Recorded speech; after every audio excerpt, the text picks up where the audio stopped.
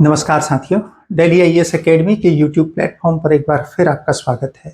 आज हम आपके साथ बात करने वाले हैं सामान्य अध्ययन में भूगोल विषय की और भूगोल में भी विश्व भूगोल की। और विश्व भूगोल में भी जहां से शुरुआत होती है सामान्य अध्ययन के सभी विषयों की और या भूगोल विषय की, उसे हम कहते हैं ब्रह्मांड और सौरमंडल, और इसे हम एस्ट्रोनॉमी कहते हैं, खगोलिकी कहते हैं। तो खगोलिकी का एक इम्पॉर्टेंट चैप्टर जो हमारे सामान्य अध्ययन में पूछा जाता है, जिसके बारे में हम अक्सर ये सुना करते हैं कि कॉम्पिटिटिव एग्जाम में सूर्य से लेकर के पृथ्वी के अंदर तक, पृथ्वी के कोर तक के सवाल पूछे जाते हैं। उस सब को आज सॉल्व कर लेंगे और यहाँ से हम बहुत इंटरेस्टिंग तरीके से भूगोल में भी प्रवेश करेंगे और सामान्य अध्ययन के अन्य विषयों की भी एक समझ बनाएंगे। ये चैप्टर होने को तो फैक्चुअल है, लेकिन इसमें कितनी कंसेप्चुअल बातें हो सकती हैं उन सबको हम समझेंगे। उदाहरण के लिए आपने अक्सर ये सुना है कि सूर्य के सबसे नजदीक जो ग्रह है वो बुध है और वीनस है, यानी शुक्र है। तो मरकरी और वीनस जो हैं वो सूर्य के सबसे निकटतम हैं। और आपने ये भी सुना कि इनके कोई उपग्रह नहीं है, सैटेलाइट नहीं है। आज हम ये समझेंगे कि ये क्यों नहीं है। तो आज तक हमने ये तो पढ़ा कि नहीं है। आपने ये भी सुना है कि हमारे सौरमंडल का सबसे गर्म ग्रह जो है वीनस यानी शुक्र है, हमने सुना है। लेकिन आज हम ये समझेंगे कि ये क्यों है, और हम ये भी समझेंगे कि सूर्य के सबसे नजदीक होने के बाद भी बुध सबसे गर्म क्यों नहीं है, और हम ये भी समझेंगे कि ये गैसीय ग्रह क्या होते हैं। तो इन सब बातों को चर्चा करेंगे।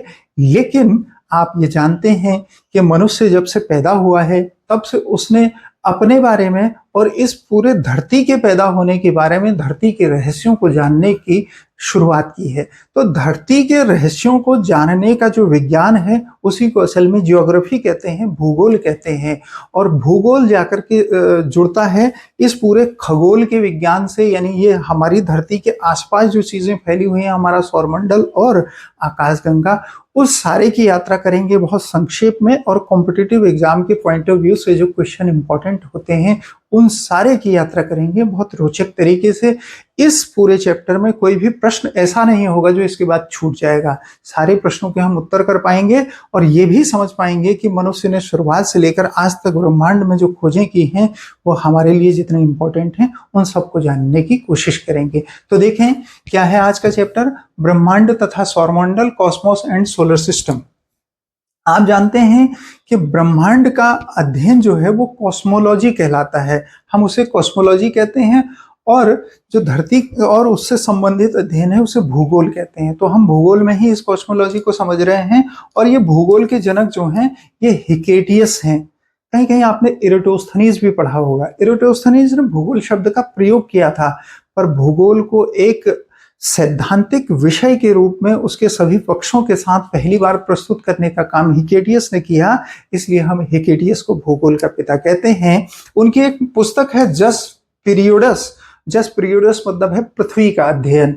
तो ये जस पीरियोडस में सबसे पहले इन्होंने भूगोल का क्रमबद्ध अध्ययन प्रस्तुत किया, इसलिए इन्हें हम क्या कहते हैं, भूगोल का पिता कहते हैं। किसे? हिकेटियस को कहते हैं। और ब्रह्मांड की उत्पत्ति का सिद्धांत जो इस समय सबसे ज्यादा चर्चा में और मान्यता प्राप्त है, उस सिद्धांत को, क्योंकि इस सिद्धांत से पहले भी बहुत सारे सिद्धांत आए कि ये धरती कैसे पैदा हुई, लेकिन इस धरती के पैदा होने के जो सर्वमान्य कारणों में से एक माना जाता है इन दिनों, उसे कहते हैं हम महाविस्फोट सिद्धांत या बिग बैंग थ्योरी।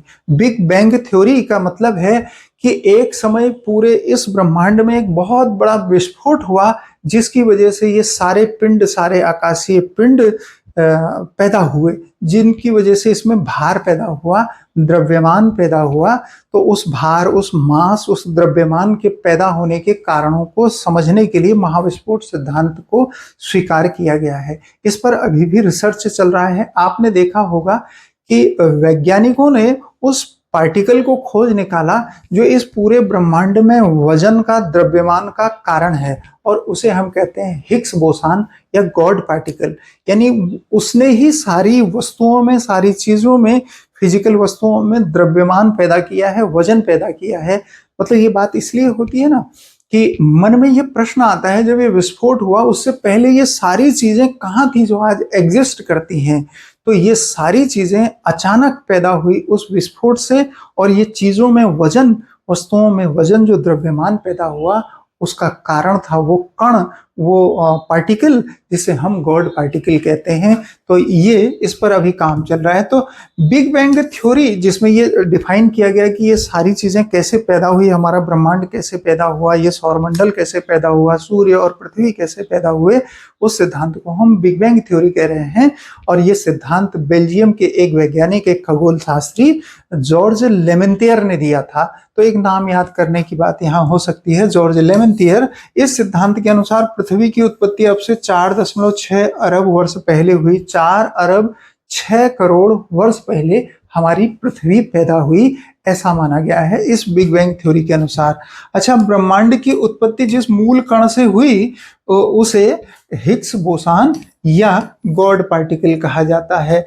तो ये हिग्स एक ब्रिटिश वैज्ञानिक थे और ये बोस भारतीय वैज्ञानिक थे। इन दोनों ने इस पर खोज की सबसे पहले, इसलिए इन दोनों के नाम पर इसको हिग्स और बोसान कहा गया।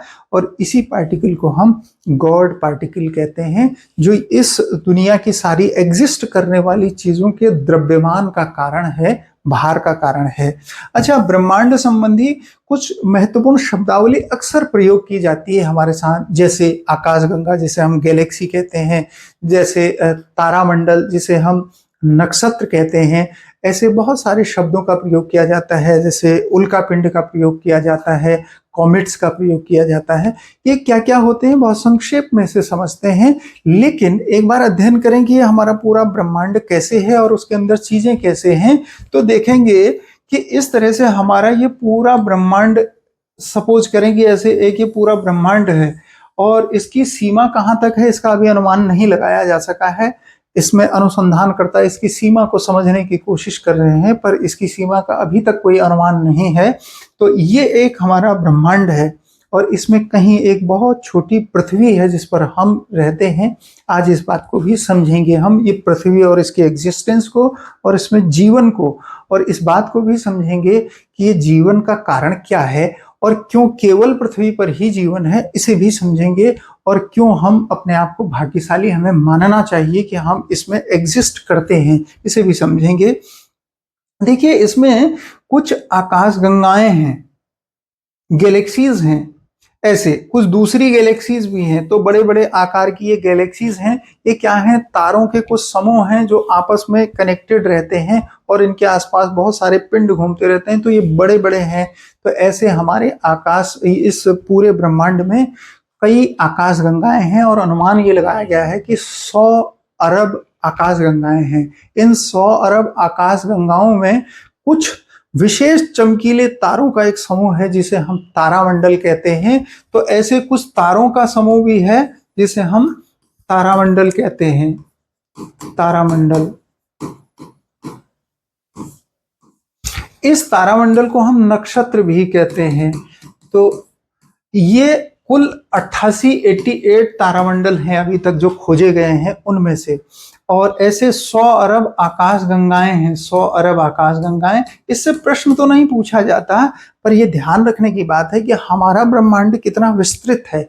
और अगर इसकी बात करेंगे तो यहाँ से जो एक प्रश्न पूछा जाता है, आखिर हमारा सूर्य और हमारी पृथ्वी भी तो किसी आकाशगंगा का हिस्सा है, उसका नाम जो आपने अमूमन एनसीईआरटी की किताबों में पढ़ा है कि हमारी जो आकाशगंगा है उसको हम मंदाकिनी या मिल्की वे कहते हैं, और या हम उसे दुग्ध मेखला कहते हैं।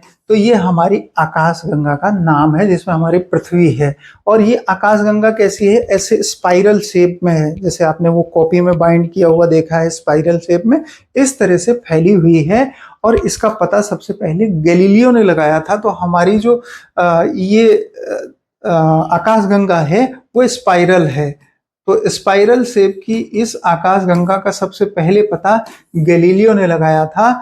और इसके अंदर एक ये सूर्य है जहां हमारी पृथ्वी जिसके चक्कर लगाती है, उस सूर्य के नजदीक में दूसरा एक सूर्य है जिसको हम प्रोक्सिमा सेंचुरी कहते हैं। तो प्रोक्सिमा सेंचुरी एक तारा है, जैसे हमारा सूर्य एक तारा है, ऐसे ही प्रोक्सिमा सेंचुरी एक उसके नजदीक में स्थित दूसरा तारा है।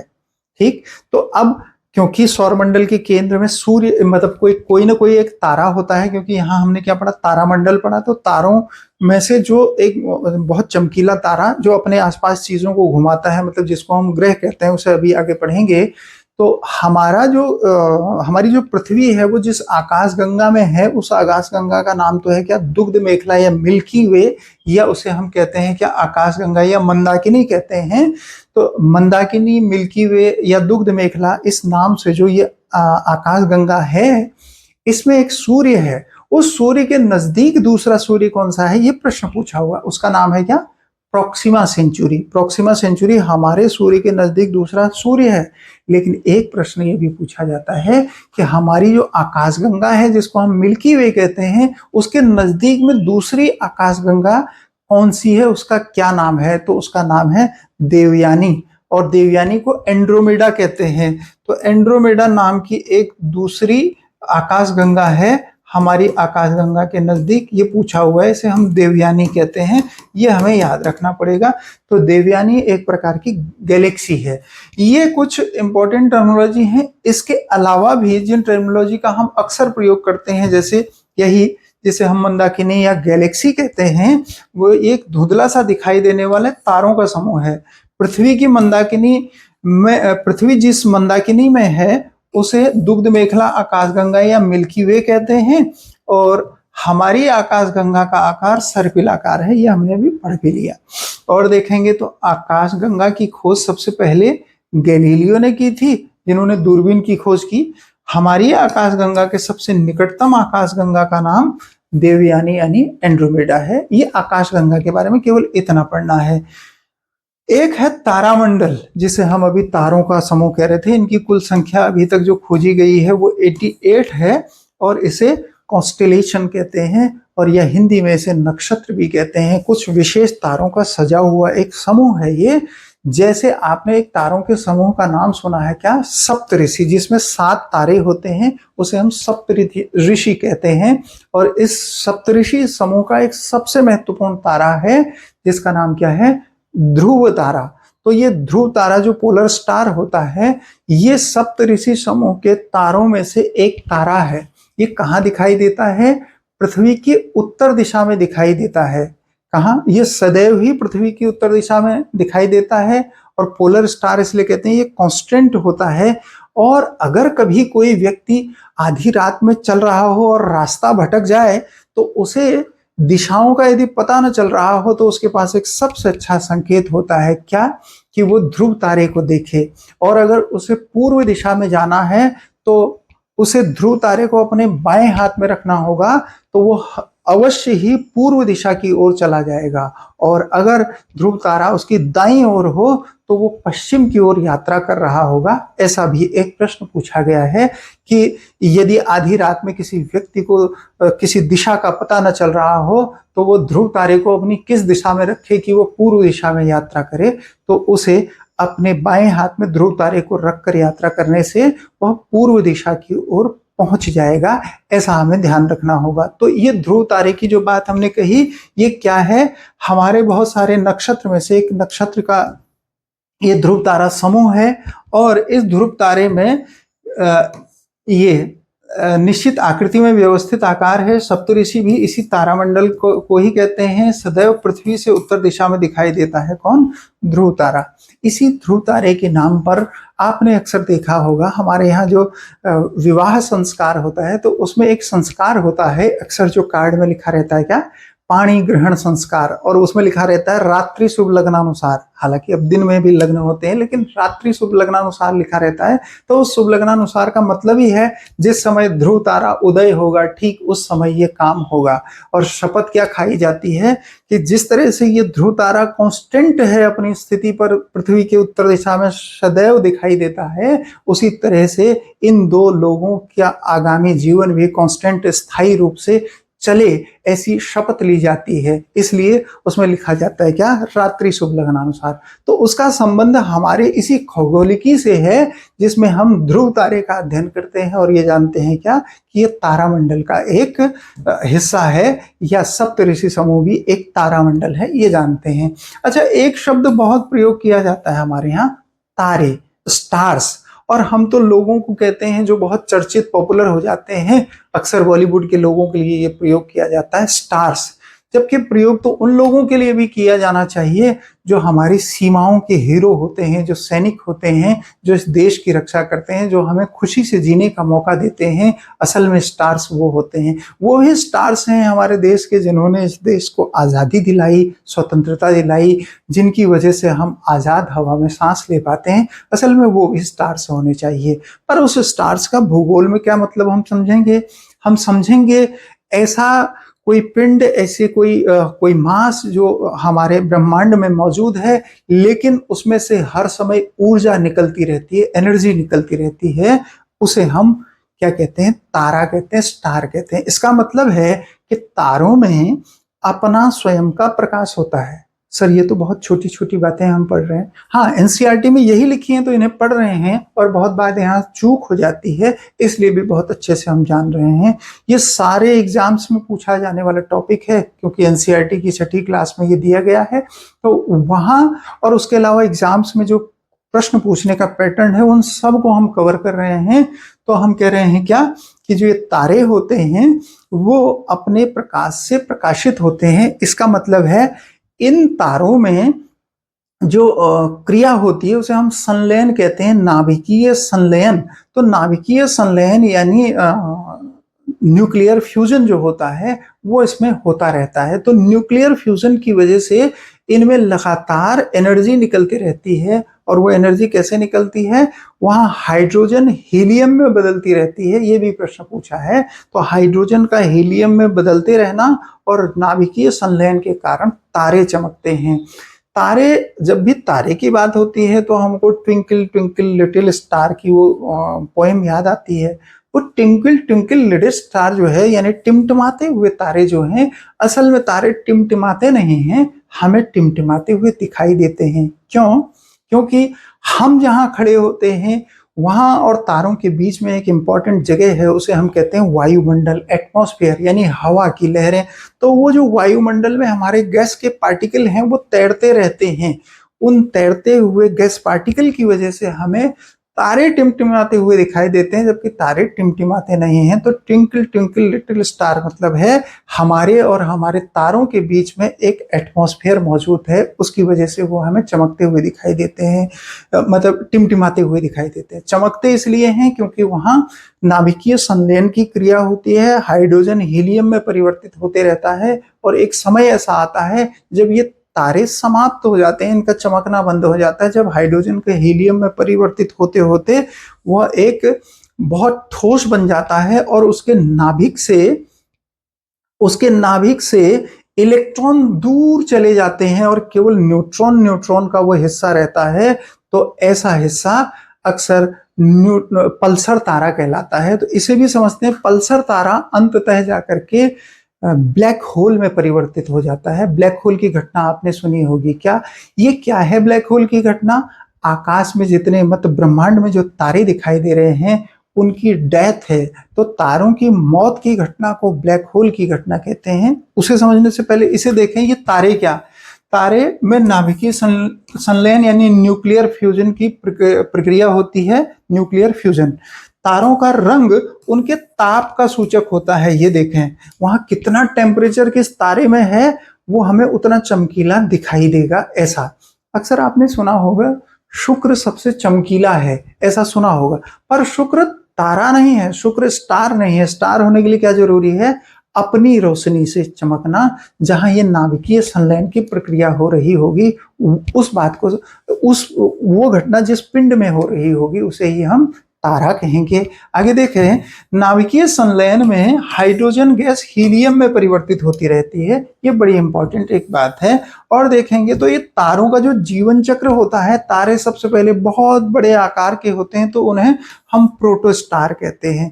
फिर जाकर के वो तारे के रूप में आते हैं जिसे हम स्टार कहते हैं। फिर जाकर के वो लाल रंग के दिखाई देने लगते हैं, उसे हम रेड जाइंट कहते हैं। और फिर जाकर के तारे सुपरनोवा बनते हैं। और ये सुपरनोवा क्या है? तो कहेंगे ये तारे का एक जीवन चक्र की एक घटना है। तो तारा यहाँ चमकीला दिखाई देता है, सबसे बड़ा और सबसे ज्यादा चमकीला सुपरनोवा अवस्था में बनता है। और फिर उसके बाद उनके जीवन में श्वेत वामन यानी व्हाइट ड्वार्फ की घटना होती है, जब वो छोटे होने लगते हैं और सफेद दिखाई देने लगते हैं। छोटे और सफेद दिखाई देने वाले ये तारे आगे चल करके काले पड़ जाते हैं और छोटे हो जाते हैं, तो उन्हें हम ब्लैक ड्वार्फ कहते हैं, काला वामन कहते हैं। और वामन मतलब छोटा साइज। वामन को हम हिंदी के तद्भव भाषा में बौना कहते हैं। तो बौना मतलब छोटा पड़ जाना। ये धीरे धीरे धीरे धीरे छोटा होता चला जा रहा है, लेकिन इसकी डेंसिटी बढ़ती चली जा रही है, और डेंसिटी एक समय इतनी बढ़ जाएगी कि इसके इलेक्ट्रॉन भी छोड़कर चले जाएंगे, तो ये न्यूट्रॉन न्यूट्रॉन भर रह जाएगा। लेकिन जब ये रह जाता है उतना, तो उस घटना को चंद्रशेखर सीमा कहते हैं। यानी जब तारे का द्रव्यमान जो होता है वो सूर्य के द्रव्यमान की तुलना में 1.4 हो जाता है, तब उसे हम क्या कहते हैं, चंद्रशेखर सीमा तारे ने पार कर ली। और यही वो चंद्रशेखर सीमा होती है जब ये ब्लैक ड्वार्फ होते हैं। उसके बाद यहाँ एक ये चंद्रशेखर सीमा होती है। कौन सी? चंद्रशेखर सीमा, ऐसा। और ये चंद्रशेखर सीमा क्योंकि भारतीय मूल के वैज्ञानिक सुब्रमण्यम चंद्रशेखर ने इसकी खोज की, इसलिए हम इसे चंद्रशेखर सीमा कहते हैं। तो ब्लैक होल की घटना से पहले तारे जिस सीमा को पार करते हैं उसे चंद्रशेखर सीमा कहते हैं। और ये चंद्रशेखर सीमा क्या होती है? ये होती है कि चंद्रशेखर सीमा में तारों का द्रव्यमान सूर्य के द्रव्यमान से 1.4 गुना हो जाता है, ऐसा।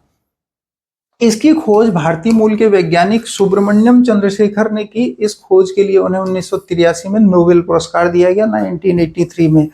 अब यहां से आगे क्या होता है कि तारे ब्लैक होल में कन्वर्ट हो जाते हैं। ये ब्लैक होल बड़ी इंटरेस्टिंग घटना है। इस समय में तारे के आसपास जितने पिंड होते हैं सब उसमें समा जाते हैं, और ये कहाँ जाते हैं इसका पता नहीं लगता। जैसे हमने अभी पढ़ा था कि उस गॉड पार्टिकल की वजह से सारे पिंडों में, सारे मासेज में वजन आता है, द्रव्यमान आता है। ऐसे ही ब्लैक होल के कारण ये आसपास के सारे पिंडों का वजन, आकार कहाँ चला जाता है पता नहीं चलता, सब कुछ उसमें डूब जाता है। जैसे हम कहें कि एक स्टार, जैसे हमारा सूर्य है और उसके आसपास हम जानते हैं कि 8 ग्रह हमारे घूमते हैं। यदि ऐसा हो जाए कि सूर्य ब्लैक होल की घटना में परिवर्तित हो जाए, तो पृथ्वी सहित उसके 9 ग्रह और आसपास की और भी चीजें उसमें डूब जाएंगी। कहाँ जाएंगी इसका पता नहीं चलेगा। डर रहे हैं क्या? नहीं, अभी डरने की बात नहीं है। अभी तो थोड़ा सा पढ़ लेते हैं, पहले हमें एग्जाम भी देना है और फिर उसके बाद ये सब जो भी होगा उसके बाद होगा। अभी नहीं होगा, कई अरब वर्ष की बात है, फिर वो होगा, उसे देखेंगे।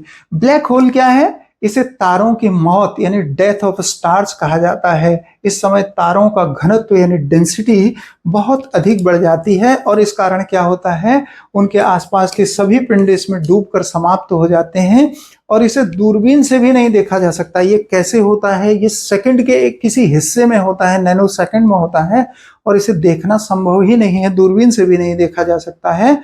और ये सिद्धांत जॉन व्हीलर ने दिया था, इसे भी हम याद कर सकते हैं। कौन सा सिद्धांत है? इस तरह से ये चमकता हुआ तारा अचानक विस्फोट करता है और सब चीजें इसके अंदर समा जाती हैं। ये है ब्लैक होल की घटना। ये हम क्या पढ़ रहे हैं? हम उन टर्मिनोलॉजीज को पढ़ रहे हैं जो अक्सर ब्रह्मांड यानी कॉस्मोस से रिलेटेड घटनाओं में हमसे एग्जाम में पूछी जाती हैं। तो ब्लैक होल की घटना, चंद्रशेखर सीमा की घटना, सुपरनोवा शब्द, प्रोटोस्टार शब्द, पल्सर तारा, ये सब हमसे पूछा जाता है। पल्सर कौन सा तारा है? वही जो ब्लैक होल में कन्वर्ट होता है। ये ब्लैक ड्वार्फ के बाद की एक घटना है, वही पल्सर तारा है जिसको इलेक्ट्रॉन छोड़कर चले जाते हैं। उसे न्यूट्रॉन स्टार भी कहते हैं क्योंकि उसमें केवल न्यूट्रॉन बचे रह जाते हैं। कुछ साइंस की भी टर्मिनोलॉजी, इसलिए देखिए भूगोल का ये वो हिस्सा है जहाँ से सारे सब्जेक्ट कनेक्ट होते हैं। इतिहास की भी शुरुआत यहीं से हम मानते हैं, यहीं से हम समय की शुरुआत भी मानते हैं। जब पृथ्वी खुद ही अस्तित्व में नहीं थी तो पृथ्वी का समय भी नहीं था। जब पृथ्वी अस्तित्व में आई तो पृथ्वी का समय भी अस्तित्व में आया। और जब पृथ्वी ने सूर्य का एक चक्कर लगाना शुरू किया, और ये सूर्य के एक चक्कर को हमने 1 साल कहा, और पृथ्वी ने अपने आप में घूम करके अपना घूर्णन रेवोल्यूशन पूरा किया, रोटेशन पूरा किया, तो हमने उसी को एक दिन की संज्ञा दी। इससे पहले न तो पृथ्वी थी, न पृथ्वी का समय था और न समय की कैलकुलेशन थी। तो ये हिस्ट्री की भी शुरुआत और बाकी सारे जीव विज्ञान से लेकर के बाकी सारे विज्ञानों की शुरुआत, फिजिक्स और केमिस्ट्री की शुरुआत यहीं से हुई है। इसलिए ये बहुत इंटरेस्टिंग है। यदि हम सारे विषयों के विषय में एक कंसेप्ट बनाना चाहें तो ब्लैक होल की घटना को भी हमने समझ लिया। ये सब स्टार से रिलेटेड था। हमने क्या क्या पढ़ा? हमने गैलेक्सी पढ़ा, हमने तारामंडल पढ़ा, हमने चंद्रशेखर सीमा पढ़ी, लाइफ साइकिल ऑफ स्टार्स पढ़ा, हमने ब्लैक होल पढ़ा और अब हम पढ़ रहे हैं क्या? पुच्छल तारे। तो पुच्छल तारे वो होते हैं जिनसे हम वो विश मांगते हैं, वो रात में चमकते हुए टूटते हुए दिखाई देते हैं, तो हम इनको टूटता हुआ तारा भी कहते हैं।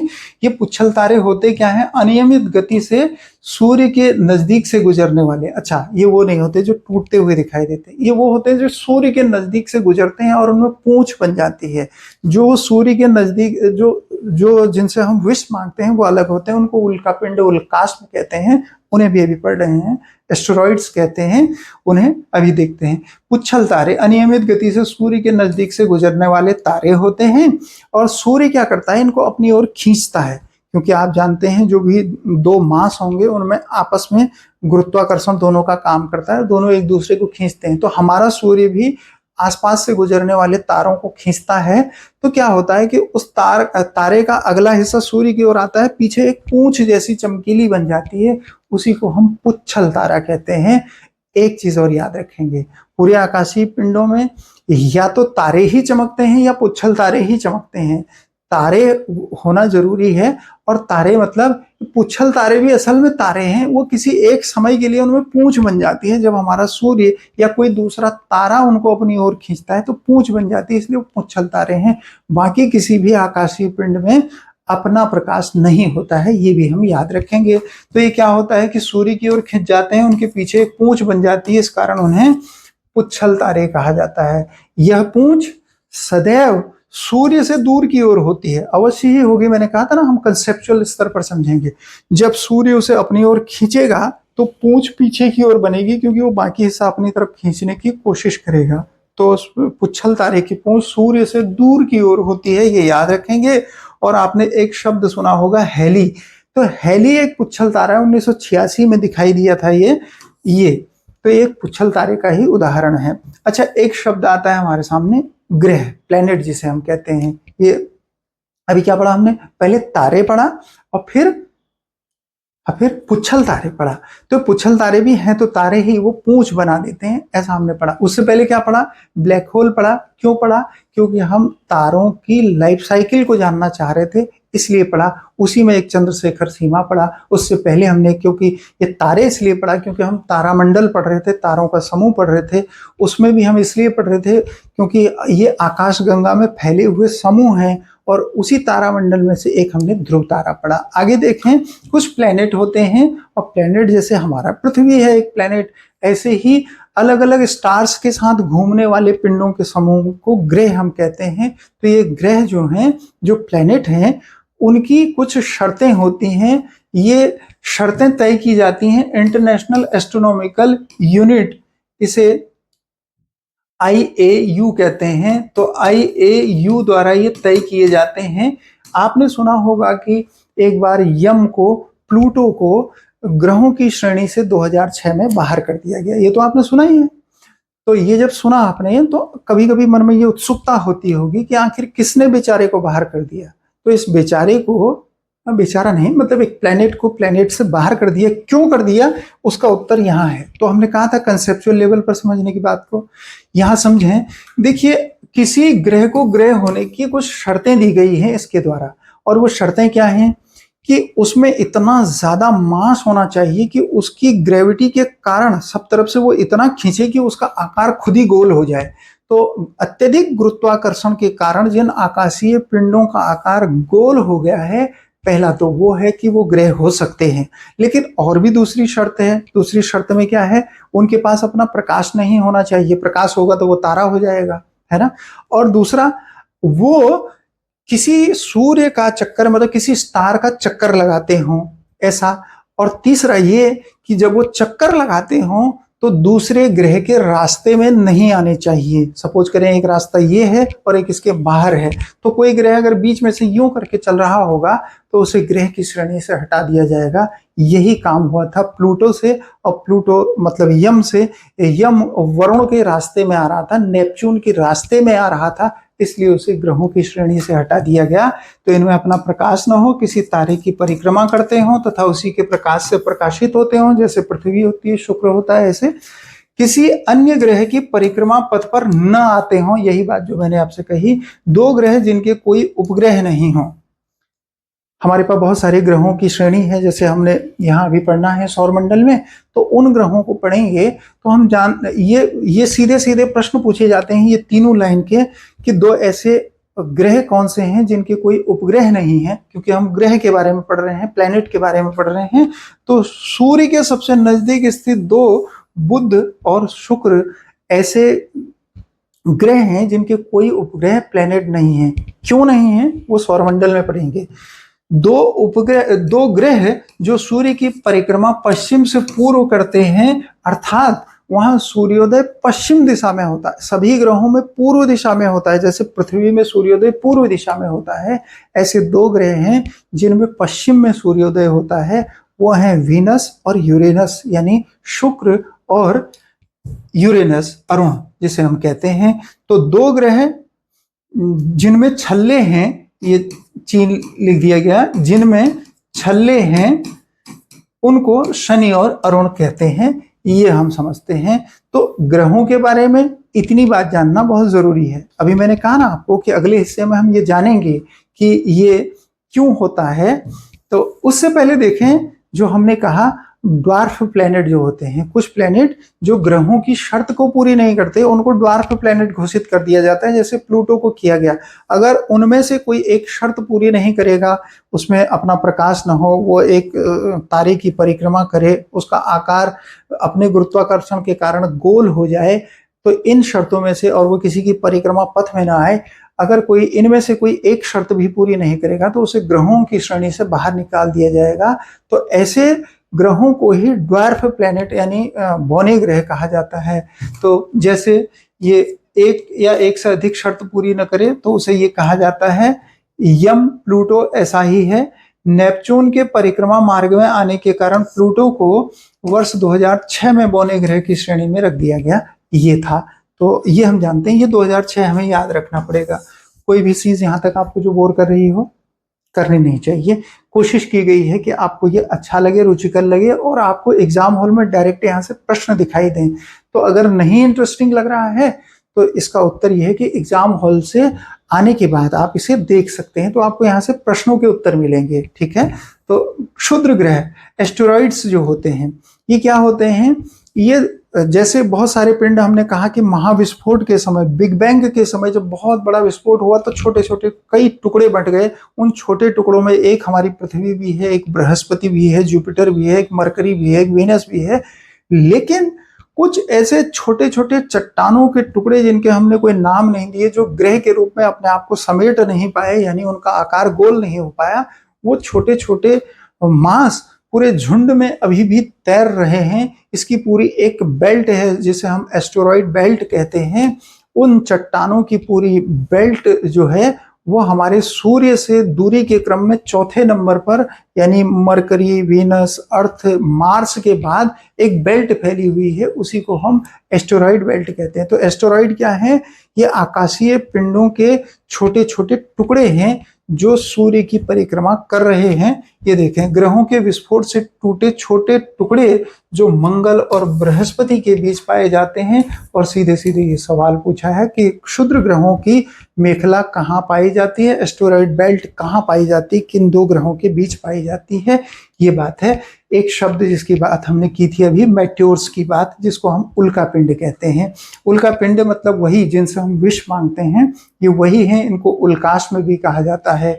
गैस धूल कणों से बने हुए छोटे पिंड जो ब्रह्मांड में घूमते रहते हैं, पृथ्वी के निकट आने पर गुरुत्वाकर्षण के कारण यह पृथ्वी के वायुमंडल से टकराते हैं और चमकने लग जाते हैं। मतलब इनमें अपनी चमक नहीं होती, ये चमकते जरूर हैं उल्का पिंड, पर ये तारे की तरह ऊर्जा पैदा नहीं करते, बल्कि हमारा वायुमंडल जो है वो गैसों से बना हुआ है। जब ये ऊपर से तेजी से आते हैं तो ये गैस से टकराते हैं तो इनमें आग निकलती है, चिंगारी निकलती है। उतनी देर ही ये हमें चमकीले दिखाई देते हैं। तो हम इनको क्या कहते हैं, ये शूटिंग स्टार कहते हैं, यानी टूटता हुआ तारा या टूटा हुआ तारा कहते हैं। तो इन टूटे हुए तारों से ही हम विष मांगा करते हैं। ये उल्का पिंड है असल में, ज्योग्राफी की भाषा में कहें तो। और एक होते हैं उपग्रह, और ये आखिरी हिस्सा होना चाहिए उपग्रह। और उपग्रह के बारे में आप जानते हैं क्या, किसी ग्रह, जैसे ग्रह किसी तारे की परिक्रमा करते हैं, ऐसे ही उपग्रह किसी ग्रह की परिक्रमा करते हैं। उदाहरण के लिए चंद्रमा यानी मून, ये पृथ्वी की परिक्रमा करता रहता है। तो ऐसे जो भी आकाशीय पिंड होते हैं जिनको हम सेलेस्टियल बॉडी कहते हैं, तो ऐसी सेलेस्टियल बॉडी जो हैं जो किसी प्लेनेट का चक्कर काटते रहते हैं, उन्हें हम उपग्रह कहते हैं। इनमें भी अपनी रोशनी नहीं होती है। चंद्रमा में अपनी रोशनी हाँ नहीं होती है।